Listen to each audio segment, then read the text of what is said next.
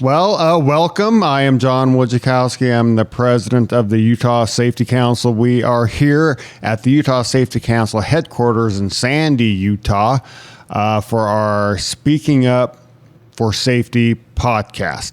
So welcome, everybody. It's been quite the morning. Just so our listeners can appreciate it, like our podcast engineers, we have Brandon and Dixon. They came from Ogden. Then we have Eric Olsen, who came from Clinton. I am just now aware that Floyd lives in the fancy part of Salt Lake County, so he just kind of saunters over without any stress. So he's back there, chill, and just can't wait for this thing. The rest of us are like, But that being said, we are happy to be here and looking forward to our conversation with Eric and Floyd, who've been on the podcast before. They are veterans at this point, but we're happy to have them together. Let's maybe start with some reintroductions. Eric Olsen is the Communications Director, Public Information Officer. Did I say that right? For the Labor Commission of Utah. So welcome back. We also, if you remember from Eric's podcast we did last year, he's a Star Wars aficionado. Yeah, so let's get the important stuff out of the way early. Well, what's your read on this new Mandalorian movie coming out? And do you have tickets already? Where's the best theater? Listen, I'm an OG. I don't know if you can see the gray right here. I'm an OG Star Wars guy, right? This first movie I saw in theaters is like 6 years old, was A New Hope. And I'm not sure what to think of some of these newer iterations. I'm worried about this new one. It looks like a TV episode on the big screen, but you know what? I'm trying to just remember what it's like to be a kid inside and just have fun with it, and not. It's, as my kids would say, it's not that deep, Dad. So that's what I'm trying to get. Yeah, it's a movie. Well, some of these young whippersnappers, you understand that for us Gen Xers, Star Wars was a big part of our lives, and so these new Star Wars characters, it better hold up, right? Yep. So. Some of them are great. Some of them are not so great. So you just take the good with the bad and have fun with it. That's what it's about, right? The world's not all that fun all the time, so you might as well have fun with the stuff that's meant to have fun with, and not, and it's not too deep, Dad. Very well said. Remind myself. I mean, that's pretty good there. We had to just wrap right there. I mean, that was pretty good. Top that, Floyd. Nope. Floyd comes to us from Utah OSHA, or UOSH, the Utah Occupational Safety and Health Administration. Did I get that right?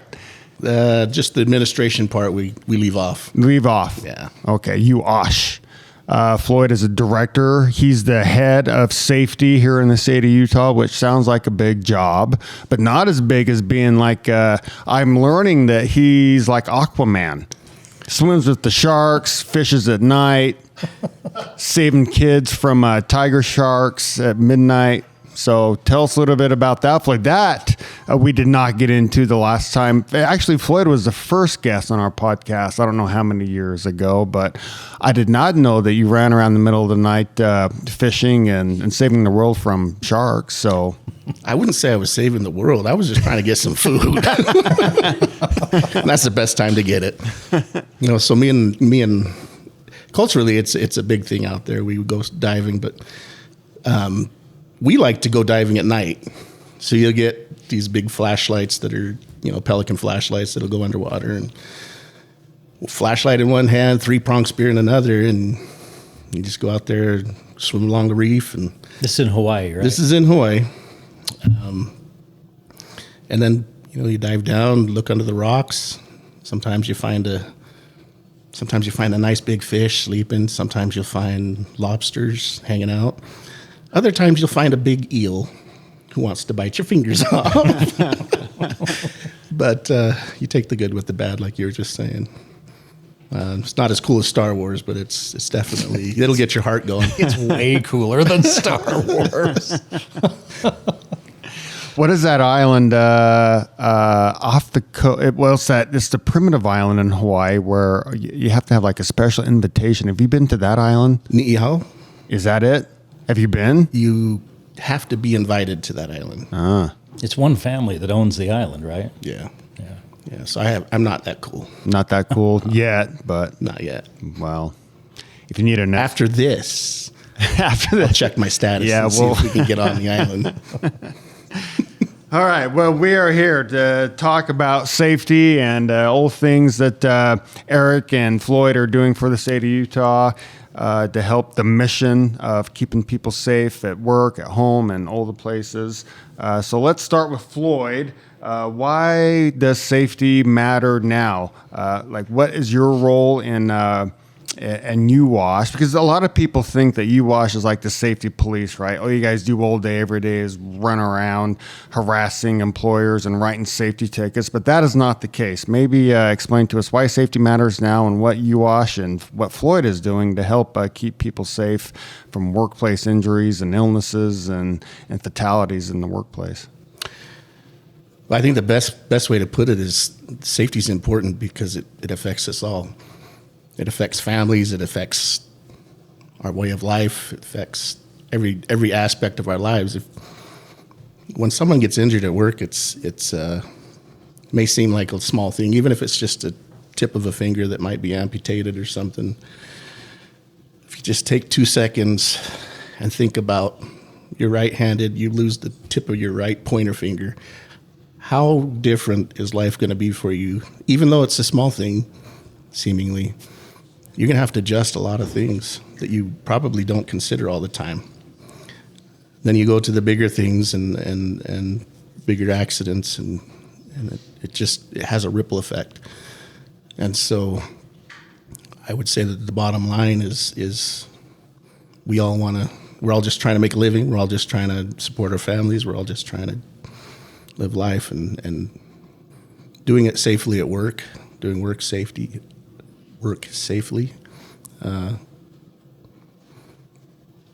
prevents us from having those kinds of struggles at home. So Floyd, he organizes a board, an advisory board of different people in the state of Utah, stakeholders per se. And Floyd, every quarter, he'll have him come to the UOSH office and he'll relay stats. How people are getting hurt on the workplace and, where the fatalities are happening and just overall the state of safety in the state of Utah. And the Utah Safety Council's had a seat on this board for a long time, and I was surprised to learn that one of the most dangerous places to work is in a hospital or these medical or social services type of operations, because there's just so many ways to die. Maybe explain that a little bit. Like when you're visiting a loved one in one of these places, I mean, everybody needs to be aware of what's happening around them and like Floyd, why are hospitals, for not to pick on hospitals, but you can get hurt there, whether you're a patient or an employee or just a visitor. Yeah, so healthcare facilities, even ones where people are just, they live there or whatever, it's a dangerous environment for a lot of reasons. There could be biohazards we're dealing with, but the main cause of accidents there are people who are patients or family of patients getting into altercations with the nurses and the staff that are there to help them. Not always because the person that's helping them is being one way or the other. People are stressed out. People are sometimes they're intoxicated. Sometimes they're high on drugs. But these healthcare workers have to deal with all these things on a daily basis, and sometimes, they get attacked, and that's really the highest. That's where the accidents are the highest in the healthcare industry. Yeah, is from those patient on staff attacks. I get it. I mean, your family member or you're at the hospital, you're probably not having a good day, and so be nice to our healthcare providers out there. So. But OSHA, Utah OSHA, you do more than just compliance work. Maybe explain to us how you partner with employers on keeping the workplaces safe, and maybe talk about some of the things you do beyond just, writing safety citations. Yeah, all those citations are helpful for their purpose. We want it. The bottom line is we want people to be safe, and sometimes it takes a reminder for people to kind of take those steps that they need to get done to get that done. But there are several programs that UOSH offers to employers where we can partner with them. One of them is our VPP program, where companies that are basically 250 or more employees can apply for this VPP program, which is volunteer partners, where the companies are kind of doing the best that they can to police themselves. And when their safety programs are at a level where they're just kind of, we all know that OSHA has standards, but those standards are kind of the bottom of the bar, I guess to say the proverbial bar. But these companies are doing things far and above what those requirements are, and don't require as much activity from us to come out and kind of make sure that they're doing things right. So we want to partner with them and acknowledge them for their commitment to safety. And by doing so, the VPP programs, unless there's like an accident or a complaint, once you've attained your VPP status, we don't go out and do local emphasis program inspections. So those are the ones where we will pop in unannounced, because we know that these places are safe for the most part and do a really good job. It's their culture to keep their people safe. That's one of the biggest things we're looking for when we go do the VPP audits is the culture really ingrained in the management, in the people.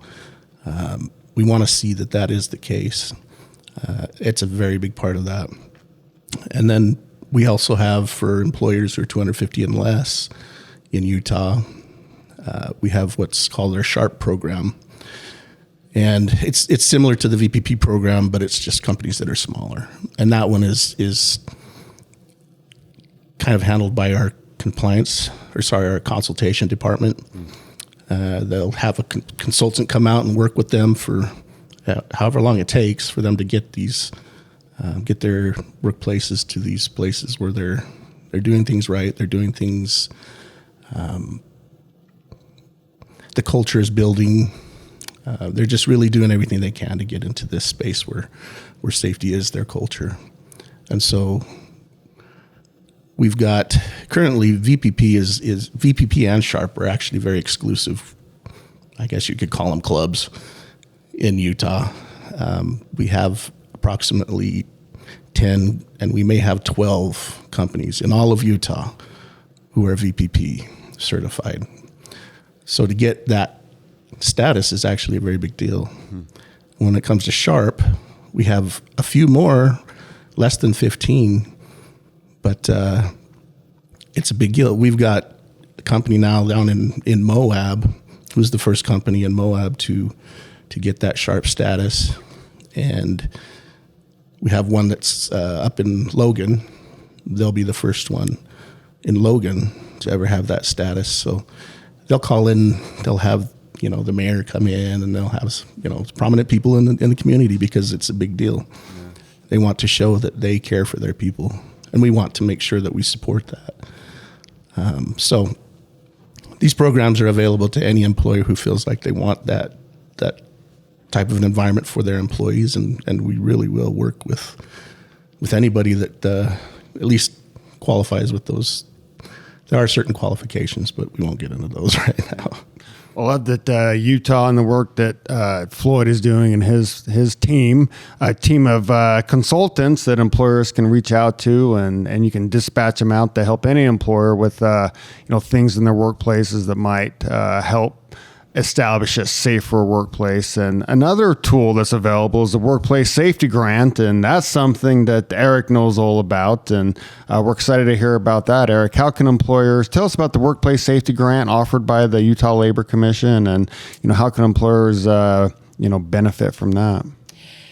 I'm the grant administrator for the Workplace Safety Grant, and that it is something that when you're running a business and you're trying to be efficient. You've got to get your product out there, whatever it is you do or you make, and then you have to make sure people are safe, and you have to make sure everything's going right with HR, and all these things take money. Well, wouldn't it be nice if you had a little bit of extra money from somewhere else to help with some of your safety initiatives? And that's what the Workplace Safety Grant can do for companies. If they apply for that and they are able to secure one, they're chosen for one of these grants, then yeah, they can put that towards some of their safety initiatives, the money toward that. They come up with, we especially like to see new initiatives, things that might be new and unique, and things that can be actually replicated with other companies or if they would like to incorporate those as safety things, as safety programs within their companies. Those are things that the committee's always really looking for. But it's a reimbursement grant, so a lot of people will say, well, a grant, they're going to give us a bunch of money and then we'll spend it out through the year. The Workplace Safety Grant's a grant that goes from January to December, so it's a calendar year grant that's a reimbursement grant, meaning you let us know what September is when you apply for it. September 1st to September 30th, that's the application window. In that time, you're going to send in the application. You're going to let us know what your initiative, what your program is, what the money's going to be used for. And then quarterly throughout the year, as these things happen and as you spend the money, then the company asks for reimbursement. We reimburse that back up to the amount that they've been awarded. And there's actually two different kinds of grants. There's one for the safety initiatives, like we talked about. If somebody has a new safety initiative they're trying to launch, or a current one that they're trying to keep going or trying to improve, the safety initiative one you can go up to $70,000. It's a cumulative grant. So let's say you're an organization that has 2 or 3 different areas you're trying to fund with safety. You can do 2 or 3 different grants in the same organization, but the cumulative can't be more than $70,000. Then there's another one called the recognition grant. That one's capped at $5,000. But many companies, many organizations will have a safety awards, maybe a banquet at the end of the year, and they hand out some awards for people that showed their own initiative in safety or were safe in their workplaces. Well, the recognition grant, which is kind of the easier of the two to get, that can go toward those recognitions. I'd like to say it's capped at $5,000, but hey, if you have a $15,000 event, now it's a $10,000 event for you because you were able to get that recognition award from the Workplace Safety Grant. So we see a lot of different really neat and interesting grant requests. Floyd's actually one of the people that are on that committee. It's a 7-person committee. I'm on the committee. I'm non-voting because I have kind of a different relationship with some of those folks that apply. I kind of try to help them through the process when they need it, but I'm there watching the committee and as part of that committee. And we usually have anywhere between $500,000 to $600,000 total to give away. Yeah, to give away. The last few years, it's been anywhere between 30 and 35 grants that have been awarded. The committee they'd love to give out as much as they can to as many as they can because we want to spread that safety money far and wide. If it's possible, they do like if something meets all the criteria and it's possible, they do like to fund things fully. But if there's a whole bunch of applications and they are all really good, then we'll fund things as much as we possibly can. But we usually get, when I say we do 30 to 35 that have been approved the last few years, that's kind of where we've been. We usually will get 45 to 60 applications per year, and so okay. We try to spread that out, but also you do need to meet certain qualifications, and we're sticklers for what the qualifications are, and to make sure that money's used the best possible way. I mean, it's public government money, right? So there has to be some bumper rails up on how the money is used. But can you offer maybe just a brief description of what the qualifications are, and maybe some success stories, 1 or 2 examples of grants that you've the Labor Commission, the committee has given that has gone on to really help safety initiatives? for an employer? Pardon me. There's a lot of them. There's a lot of examples, and try to think of maybe a good one. But some of the ones I think about off the top of my head, we've got a couple of organizations. One organization I know that they make safety videos to send out to different companies that they can kind of check out. It's a safety library that they can check out these safety videos and use those with different organizations. And maybe if you have your daily safety stand-up or something, you're just playing something on your phone for the group, or on a laptop or somebody for the group. And they had that, and then one year they had to translate them all into Spanish, and so they applied for that as well, so they could expand the reach. We've had others that, I know we have one that is a podcast. Well, and that's where we're going to break for our sponsor. The Utah Safety Council Speaking Up for Safety podcast is brought to you by Eric and the Utah Labor Commission and the Workplace Safety Grant. The Utah Safety Council has been a beneficiary of this grant program for several years, and they've helped us launch several safety initiatives, one being this podcast, and we couldn't be more grateful. And it helps advance our mission of helping keep Utahns safer. So thank you very much. Yeah, and I think this is a really good example of out of the box way to use some of those funds. There's different organizations that offer scholarships for different certifications and trainings to help that are safety related, to help make sure people are able to take those. We've had different organizations that have tailored safety trainings to something maybe specific. One right now, if I'm remembering it right, it's about safety with cranes and how they use to operate cranes. I mean, that's a very specific. And so they put together this new program and about how they would roll out the training for that, and that got some funding as well. Yeah. So.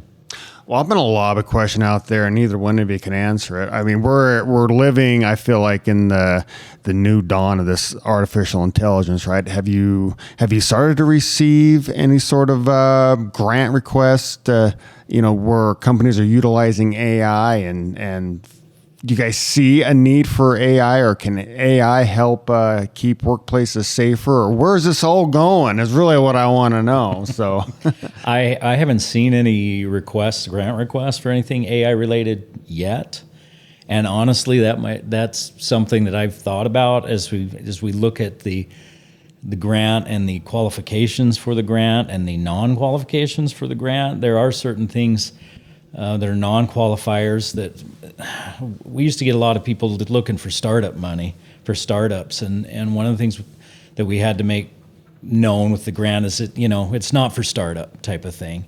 And so that was its own little conversation. I think this AI thing might become its own conversation as well. I don't know where that would land, but if it's something that would help in safety related things, I mean, you'd have to consider it, but that's not something we've really deep dived into. And so that's part of the grant part of it that I would ask or answer, but maybe as far as the safety and beyond that, we'll let Floyd go with that one. Well, the first thing I would say is please don't use AI to fill out your application. Right.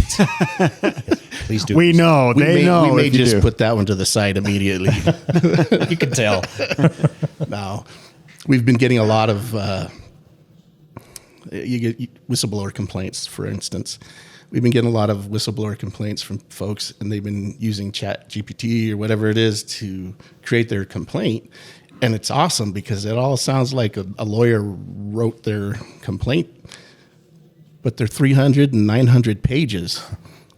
So these are whistleblowers that work maybe in an organization or where, and then they're using ChatGPT to make a complaint that's, makes it sound really good, but most of the information that's put in those things just really isn't relevant to what they're doing, and it's not helpful. Yeah.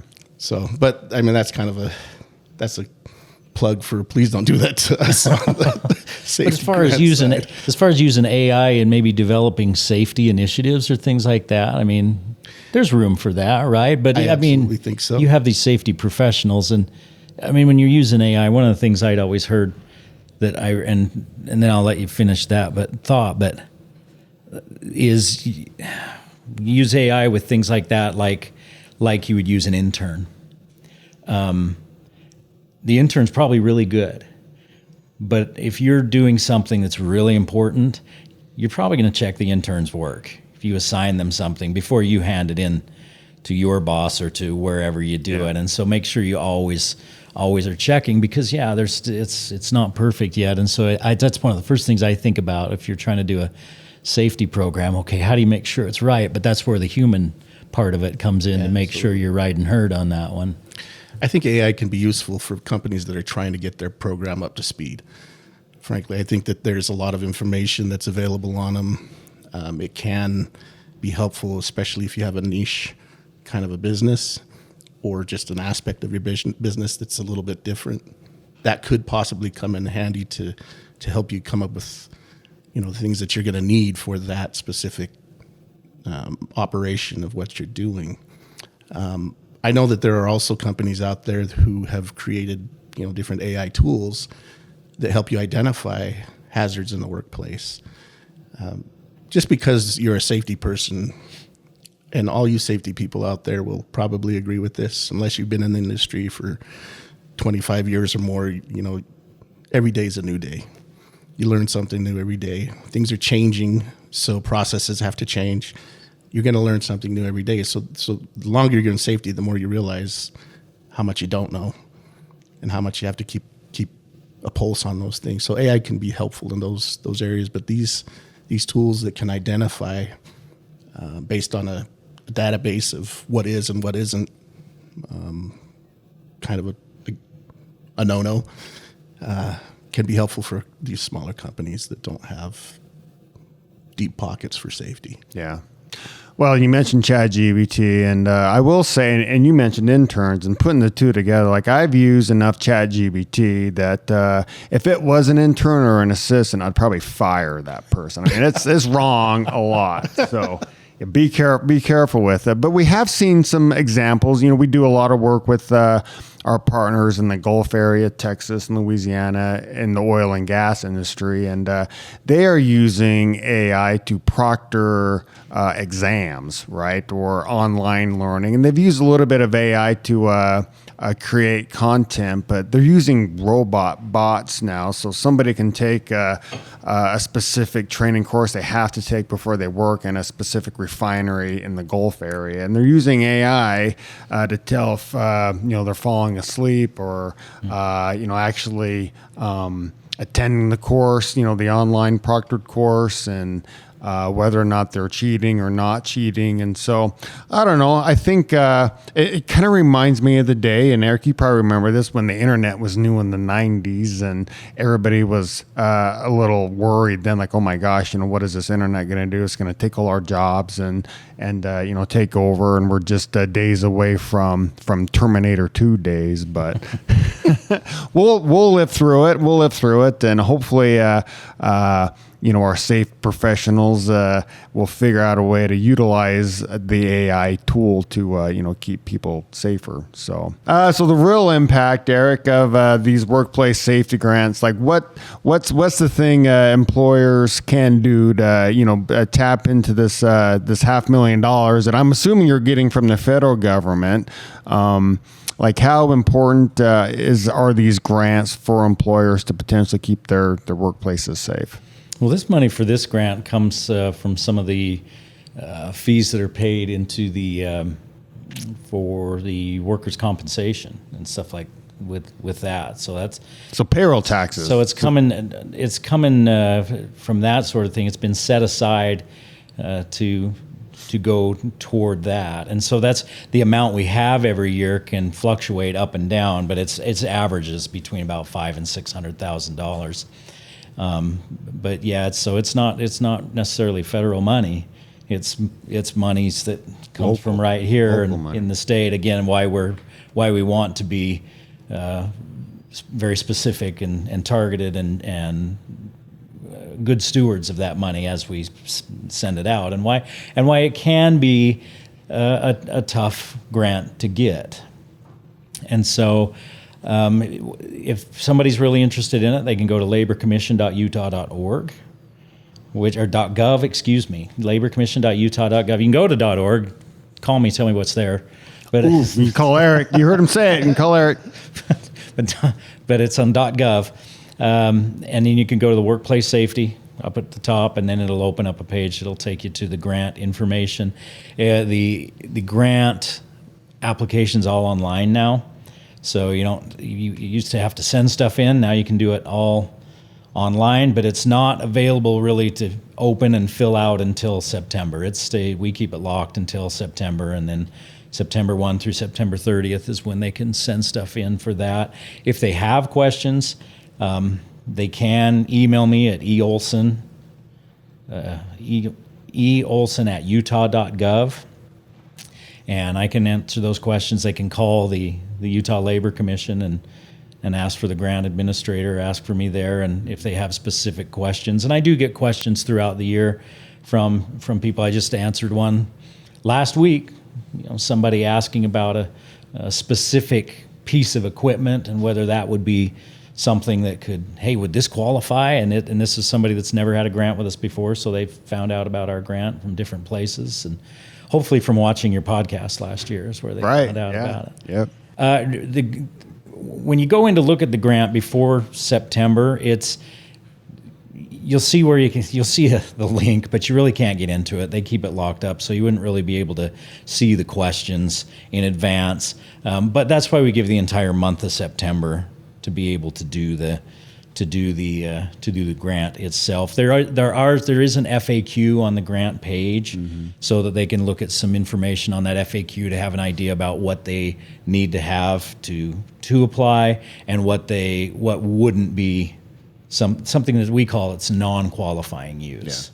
Yeah, and I like the way that you put it on when we were talking over at the AGC, is pay attention to those non-qualifiers, because that's what's going to get you disqualified, obviously. So if you can kind of avoid those things, you're in a better shape to maybe get that money. But that's the number one kind of hint that we give to especially people new to the grant, is look at the non-qualifying ones, and instead of looking at the list of qualifying and see, I think that happens, look at that non-qualifying list first. Because if you have one that's in non-qualifying, if there's one that matches yours, you're out. That's it. That's done.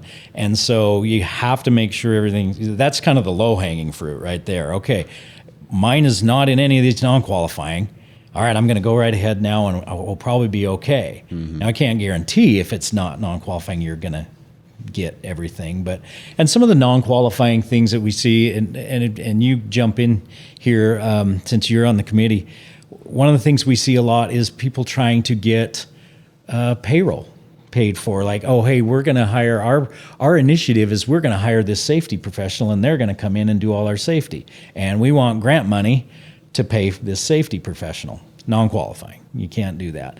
And just generally, another general non-qualifying is cost of doing business. I told you about this organization that asked about a specific piece of equipment.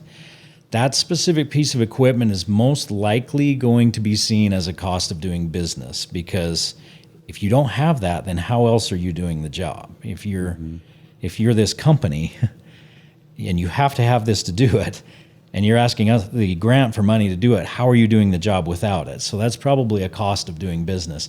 If you don't think it's a cost of doing business, if you disagree, you can apply, but you just have to make sure that it is 100% crystal clear to 7 people sitting in a room that don't understand the ins and outs of your initiative like you do, because you spend every day with it. You have to be able to make these 7 people see why why this wouldn't be non-qualifying, or why that counts, and exactly what you're going to do with it. And that's another big hint we give people as well.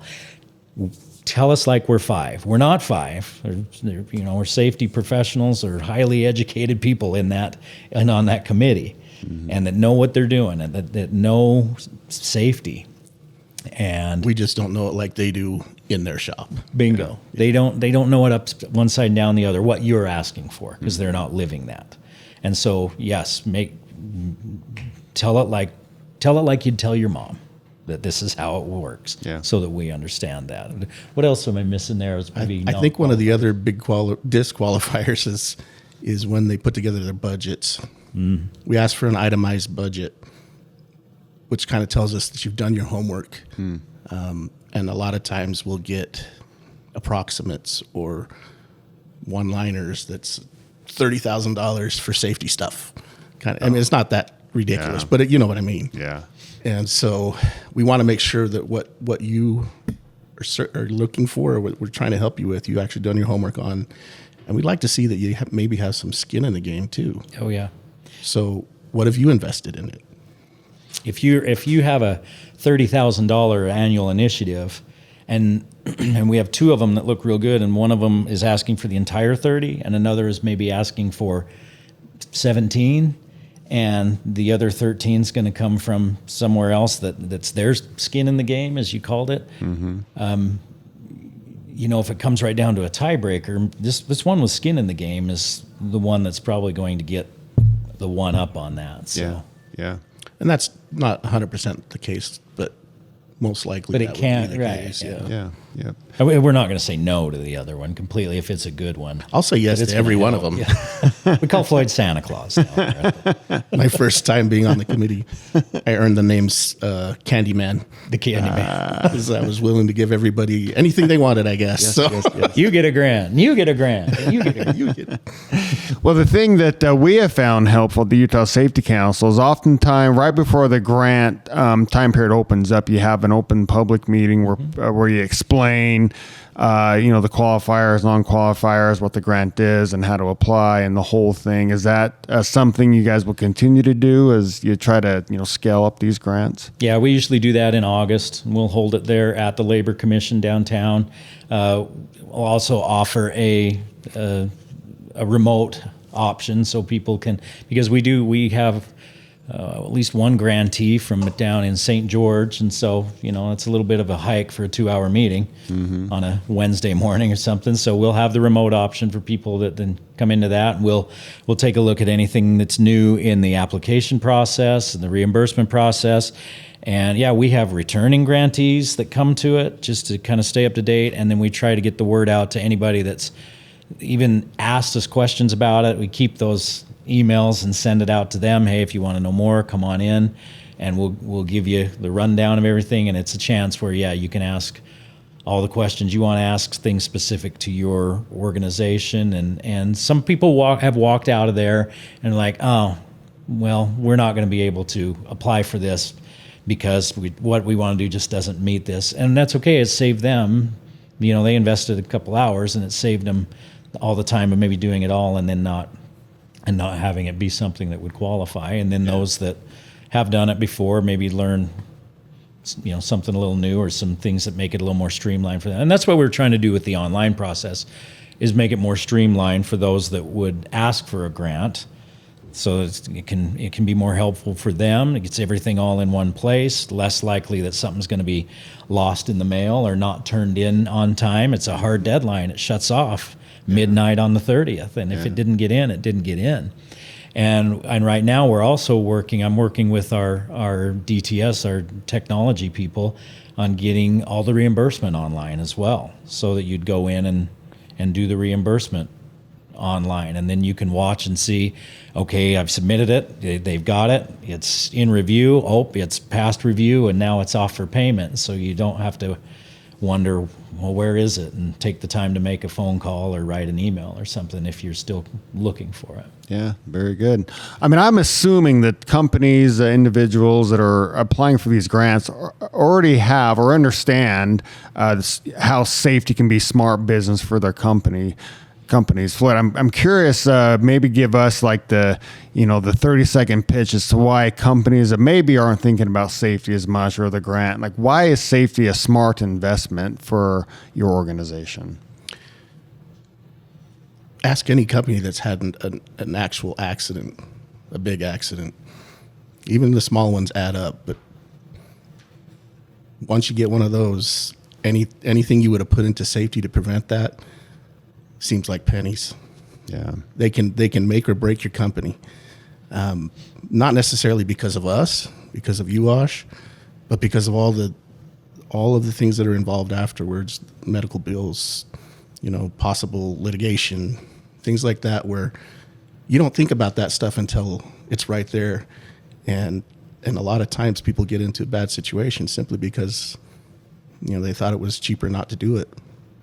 It really is. It's been proven. You can look up the research. Companies that invest in safety actually are more profitable in the long run and usually end up staying around longer. One of the things that people are really, and I'm really glad to see this, is especially in the construction industry, is more workers are highly interested in going home with all of their digits, limbs, stuff that's not broken. They want to go home the same way they came to work. And so they're choosing these companies who do have a strong safety culture so that they can actually just get home to their families and enjoy life. Work is the thing we do so that we can live, right? It's not the thing that I don't wake up in the morning and say, I want to go to work and die today. That's never been my goal. And I know that hasn't been the goal of anybody that's lost their life at work. But these are the decisions people are making, and I think we're going to probably see a lot more of that. Manufacturing, it's coming along. I know that a lot of people, we have a lot of manufacturing in Utah. And so to your earlier question, where a lot of our injuries and stuff were coming from, manufacturing, there's quite a few injuries there, but it tends to be coming from people putting their hands where they shouldn't be, and it's possibly because they weren't trained properly, or, we've all had that one job where we show up to work and they assign Frank to be your trainer, and that's the safety training you get. He comes and he shows you, here's how you do it, here's how they want you to do it, but here's how we do it. And then these guys end up, that's their training, and they end up, in these bad situations. So back to the original question, safety actually pays for itself over and over again. That's the biggest seller for me. If I was a business owner, if I was a construction business owner, that would be one of my biggest things if I wanted to stay in business. Yeah, it's bad business if you have employees getting hurt every day or dying on the job or losing their digits, as you say. So, yeah. Well, and it also affects morale. Your morale in your company is sometimes more important than a lot of things. When people know that you value them as an employee, they'll stick around. Yeah. Well, and Eric mentioned the Spanish-speaking grant that you guys granted, I don't know when, but talk to us about that. Regardless of anybody's citizenship status, they have equal rights to safety on the workplace. Maybe talk to us about the responsibility of employers and make sure, regardless of citizenship status or the language that somebody speaks or doesn't speak, what should employers be doing to make sure that everybody is safe on the job, regardless of those things? You don't have to get political, but not gonna get political. Safety first, right? Yeah, it really is. It comes down to just seeing the person across from you as a human being. Yeah, whatever their status is their status. You can't do anything to change that at this point. But if they're going to be in your responsibility or in your realm of care, that's your responsibility, and we'll hold you to it. We'll protect anybody just like we would protect anybody else. So we don't see it any other way. I hope that's direct enough. Yeah, no, well said. Well said. All right, well, I got one more question for both of you. And I don't want to screw it up. So, if every Utah employer took one step forward in safety this year, what should that step be? All right, let me answer it first. Yes. Because he'll give the better answer. So we'll Great. Try to tee you up. No pressure. No pressure. Well, no, I'm going to give the commercial. You know what that safety step would be? You go on to laborcommission.utah.gov. You look at our workplace safety grant. You see if you can get some money for whatever workplace safety initiative you're thinking about. So now that you can stop thinking about it and start doing it, because you may have some of that money you were wondering where you were going to get to be able to do this initiative that you thought was important, but you don't know how you're going to make it fit in your bottom line. Here's an opportunity to possibly be able to do that and help advance your safety culture. Very good. And it's Utah money. Like, Utah's not a welfare state. This is Utah money for Utah employers, for Utah Safety Initiative. So take advantage of it, right? Yep, yeah, absolutely. One call, that's all, just to Eric. Oh, man, I should. It's not org. My number is 7. Just dial 7, I'll answer. 411. Floyd, what's the one step every employer should take this year to advance safety in the workplace? Man, I think if I were an employer and I hadn't already done it, I would get a hold of, I would either go online to UOSH.com. You could just put UOSH in there and it'll pop it up. You can get to our website. Go to our consultation page and request a visit. If you are an employer who's never done safety and you want to try to get your feel for it, even if you're just trying to see what things you need to see in your workshop or whatever, our consultants will come out, and it's a free service. Okay, we'll come out, we'll look at anything you want us to look at, we'll go wall to wall. But if there's just one specific operation that you want us to kind of take a look at and see how you could make it safer, we'll do that too. But again, UOSH is set up. I think we talked about Star Wars at the beginning, and I think that was a good, we'll wrap it up by connecting it back to that. Star Wars, you got the dark side, and then you've got Luke Skywalker, right? Well, our consultation side is kind of like the rebels, if you will. They're kind of that light side where they're there to help you. They're going to come in and do as best they can. The great thing about working with consultation is if you do a full visit with them and you obey everything that basically you follow through with the stuff that you need to get fixed, you get a deferral letter from us that says that UOSH won't come in and do one of those pop-in inspections for certain things. Again, if there's a complaint or an accident, we have to come. But otherwise, it's a good way to kind of just show your workers that you're doing stuff, but also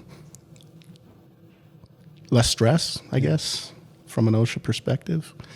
So yeah, my number one thing would be to just reach out consultation. You can call our office or you can just go online and request a visit. But there's no obligation after that. There's consultation doesn't legally, they cannot speak to compliance. They're not texting their best friend in the compliance office like, he should come over here and get a bunch of tickets at this place. Yeah, no, they cannot do this. By statute, right? By statute, yeah. They can't. So if you work with consultation, you have no worries on that. Compliance, that's just what they are. They go out and they're the safety police, and they do their job, but they do it because they genuinely care. I will say this about everybody that works at UOSH is every one of those people there are there because they care. Ones that don't last very long there.